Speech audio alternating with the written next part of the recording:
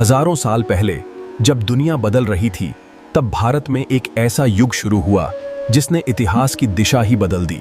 दूर देशों से आए लोग, जिन्हें आर्य कहा गया, अपने साथ लाएं ज्ञान और एक नई शुरुआत।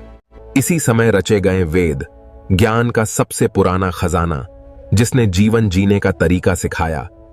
ऋग्वेद, जहां प्रकृति ही ईश्वर थी और हर प्रार्थना सीधे आकाश तक पहुंचती थी।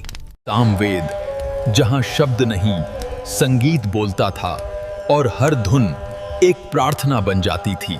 यजुर्वेद, जहां यज्ञ और कर्म जीवन का आधार बन गए और हर क्रिया का अर्थ था।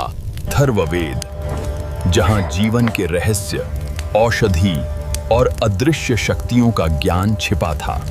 शुरुआत में जीवन स्थिर नहीं था, लोग घूमते थे और पशुपालन ही उनका सहारा था।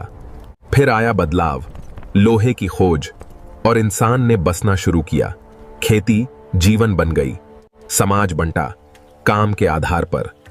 हर व्यक्ति की एक भूमिका थी और हर भूमिका जरूरी।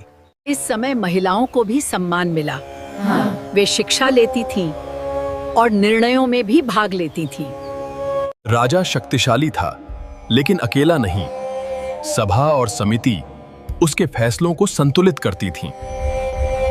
गाय सबसे बड़ी संपत्ति थी, खेती जीवन का आधार बनी। अर्थ, इंद्र, अग्नि, वरुण, प्रकृति ही भगवान थी। यही विश्वास धर्म की नींव बना। समय बदला, समाज बदला और यहीं से नए युग की शुरुआत हुई।